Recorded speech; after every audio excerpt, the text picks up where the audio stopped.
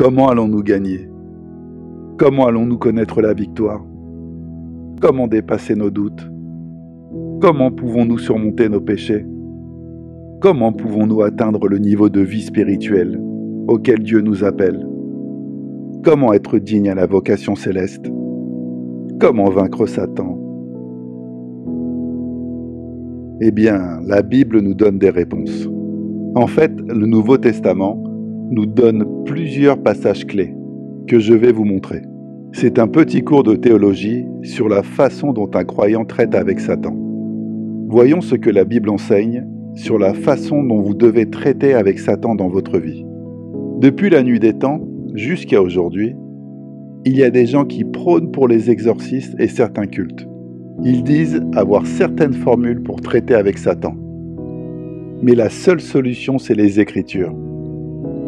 Je vais vous donner environ 5-6 principes à appliquer. Premièrement, vous devez connaître la victoire du Christ sur Satan. Le coup fatal a déjà été porté. Il est important de savoir que le Christ l'a déjà vaincu en premier. En 1 Jean 3, verset 8, il est dit que Jésus est venu détruire les œuvres du diable. En Hébreux 2, verset 14, il est dit qu'il est venu pour détruire celui qui avait le pouvoir de mort, à qui nous avons été soumis en esclaves dans toute notre vie. Alors sachez bien que le Seigneur a déjà porté un coup assourdissant. Deuxième chose, le Nouveau Testament dit que reconnaître que la puissance qui a asséné ce coup réside en vous.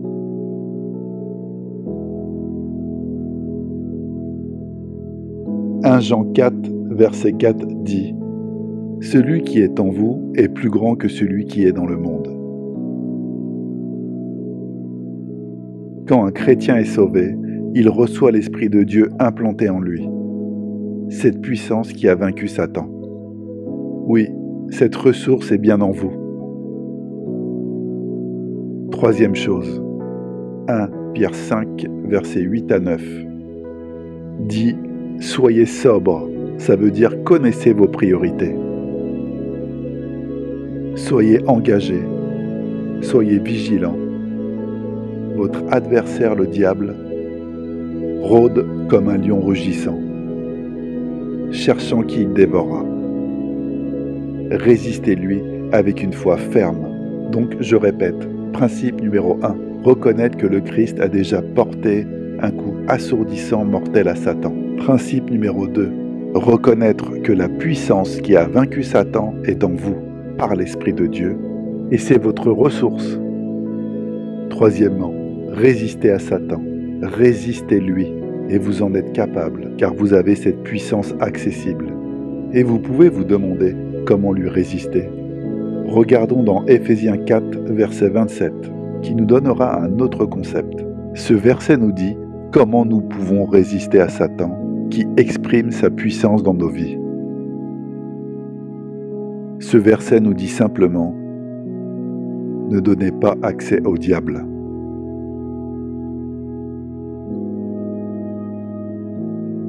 Ne lui donnez jamais une place dans votre vie. C'est assez simple, il n'a pas sa place. L'explication du verset est que s'il a une place, c'est que vous lui en avez donné une. Votre volonté est la clé. Revenons en arrière. On recommence. Reconnaissez que le coup fatal a déjà été porté. Ensuite, n'oubliez pas, la puissance qui lui a été mortelle réside en vous. Être vigilant pour résister à ses efforts. Que cela signifie-t-il?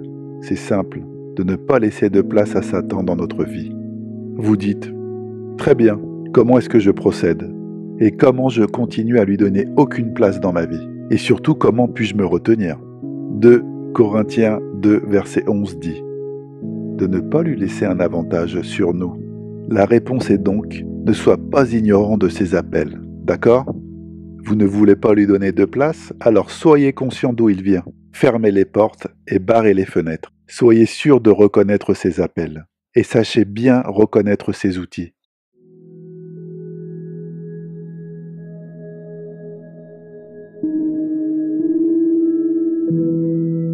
« 1 Jean 5, verset 2 dit « Que tout ce qui est dans le monde, la convoitise de la chair, la convoitise des yeux et l'orgueil de la vie ne vient point du Père, mais vient du monde. Et comment Satan s'approche-t-il de vous? Par la convoitise des yeux, la convoitise de la chair et l'orgueil de la vie. Ce sont ses outils. Et si vous en êtes conscient, vous barrerez la porte à la convoitise des yeux, à la convoitise de la chair, ainsi qu'à l'orgueil de la vie. Ne donne aucune place à Satan. Si vous n'avez aucune place à Satan, vous résisterez à son entrée dans votre vie. Il y a autre chose.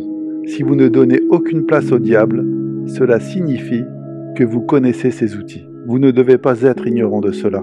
Autre chose, quand vous le voyez, fuyez. 2 Timothée 2, verset 22 dit « Fuis les passions de la jeunesse et recherche la justice ».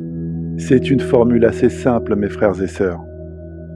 Laissez-moi vous le dire encore une fois pour que vous le mémorisez bien au fond de vous. Réalisez que le coup mortel a été déjà porté par la puissance du Christ. Réalisez que sa puissance réside dans votre vie. Donc, résistez au diable. Cela signifie de lui donner aucune place dans votre vie. Vous suivez la règle numéro 1 en restant vigilant au sujet de ses outils.